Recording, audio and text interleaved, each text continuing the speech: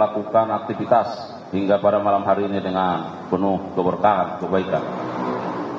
Rekan-rekan media, pada kesempatan yang baik ini kami akan menyampaikan perkembangan penyidikan perkara dugaan tindak pidana korupsi pada program digitalisasi pendidikan tahun 2019-2022 pada Kemendikbudristek. Sebelum Pak Direktur Penyidikan menyampaikan beberapa hal penting sebagai rilis pada malam hari ini, perlu kami sampaikan bahwa penyidikan ini telah berlangsung kurang lebih 2 bulan, sejak 20 Mei 2025. Penyidik terus secara maraton melakukan upaya-upaya bagaimana mengumpulkan bukti-bukti untuk membuat terang dari tindak pidana yang sebagai tujuan dari penyidikan itu sendiri. Perlu kami sampaikan bahwa penyidik sudah melakukan pemeriksaan setidaknya terhadap 80 orang saksi dan 3 orang ahli dari berbagai keahlian yang ada. Dan pada hari ini tentu ada beberapa orang yang juga dipanggil dan diperiksa secara maraton. Rekan-rekan media, bahwa penyidik dalam kurun waktu 2 bulan ini terus melakukan upaya-upaya mengumpulkan berbagai barang bukti, apakah yang bersifat dokumen maupun yang bersifat barang bukti elektronik dari berbagai tempat. Dan semua itu tentu dibaca, dianalisis, didalami setiap keterangan atau informasi yang ada di sana. Oleh karenanya, setelah dilakukan gelar perkara, maka penyidik pada hari ini memiliki kesimpulan-kesimpulan terkait dengan proses penyidikan ini. Oleh karenanya, rekan-rekan media, kita dengarkan bersama rilis yang akan disampaikan oleh Pak Direktur Penyidikan. Para Pak Direktur Penyidikan, kami silakan. Terima kasih. Assalamualaikum warahmatullahi wabarakatuh. Waalaikumsalam. Selamat malam, salam sejahtera, salam bahagia bagi kita semua. Yang saya hormati Pak Kapus Penkum beserta jajaran, yang saya hormati para Kapudit pada Direktorat Penyidikan, yang saya cintai dan saya hormati para wartawan yang pada malam hari ini hadir bersama kita. Pada malam hari ini saya ingin menyampaikan tentang perkembangan perkara dugaan tindak pidana korupsi pada Kementerian Pendidikan dan Budaya, Riset Teknologi atau Dikbudristek Republik Indonesia dalam program digitalisasi pendidikan tahun 2019 sampai dengan tahun 2022. Terkait dengan perkara tersebut, dapat saya sampaikan sebagai berikut. Bahwa pada tahun 2020 sampai dengan tahun 2022, Kementerian Pendidikan dan Kebudayaan, Riset dan Teknologi Republik Indonesia melaksanakan kegiatan pengadaan teknologi informasi dan komunikasi atau TIK untuk PAUD, SD, SMP, dan SMA dengan total anggaran keseluruhan 9,3 triliun.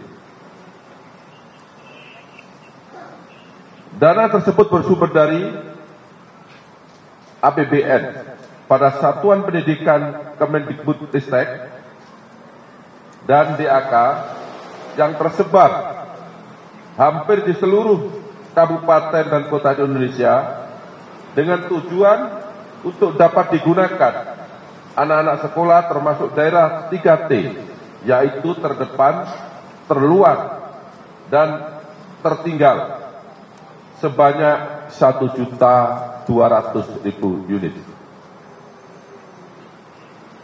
Dalam pelaksanaan pengadaan tersebut, SW selaku Direktur Sekolah Dasar, Direktorat Jenderal Pendidikan Anak Usia Dini, Pendidikan Dasar, dan Pendidikan Menengah pada tahun 2020 sampai dengan tahun 2021, sekaligus sebagai kuasa pengguna anggaran di lingkungan Direktorat Sekolah Dasar tahun 2020 sampai dengan 2021, bersama-sama dengan MUL selaku Direktur SMP, kemudian JT selaku Staf Khusus Menteri, dan IBAM selaku konsultan teknologi di Kemendikbudristek telah melakukan perbuatan melawan hukum, menyalahgunakan kewenangan dengan membuat petunjuk pelaksanaan yang mengarah ke produk tertentu, yaitu Chrome OS, untuk pengadaan teknologi informasi dan komunikasi atau TIK dengan menggunakan Chrome OS pada tahun anggaran 2020 sampai dengan tahun 2022, sehingga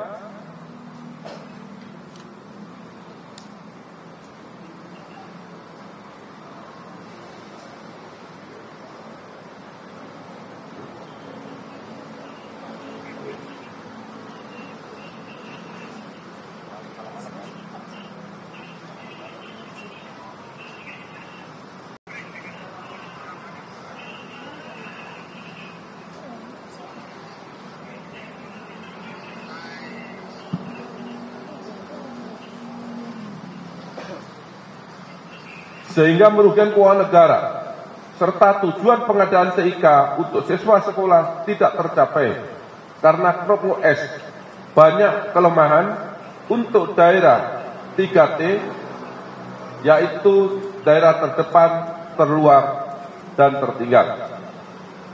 Adapun perbitan SW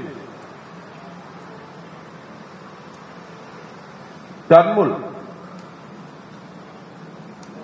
dapat disampaikan sebagai berikut. Yang pertama, JS selaku Staf Khusus Menteri Pendidikan Kebudayaan sejak tanggal 2 Januari 2020 sampai dengan 20 Oktober 2024. Pada bulan Agustus 2019, bersama-sama dengan NAM, Fiona membentuk grup WhatsApp bernama Mas Menteri Korten yang sudah membahas mengenai rencana pengadaan program digitalisasi pendidikan di Kemendikbudristek, dan apabila nanti 6 diangkat sebagai Menteri Kemendikbudristek.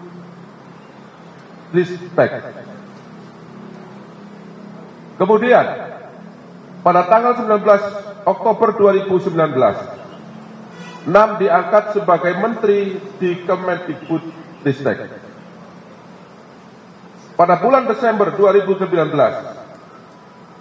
JS mewakili 6 membahas teknis pengadaan TIK menggunakan Chrome OS dengan JT-Kim dari Pusat Studi Pendidikan dan Kebijakan atau PSPK.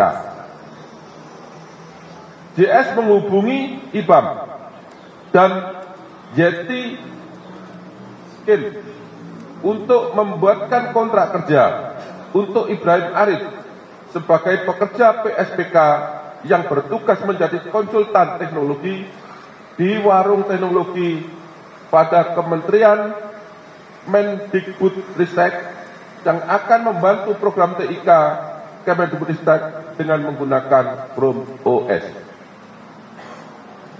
JS selaku staf khusus Menteri bersama Fiona memimpin rapat-rapat melalui Zoom meeting, meminta kepada SW selaku Direktur SD, kemudian Mul selaku Direktur SMP,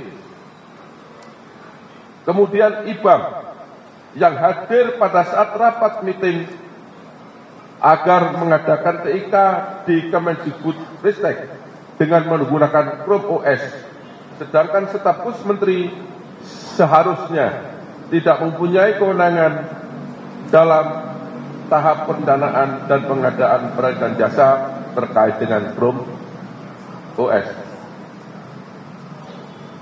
Pada bulan Februari dan April 2020, 6 bertemu dengan pihak Google, yaitu William dan Putri Ratu Alam, membicarakan pengadaan TIK di Kemendikbudristek.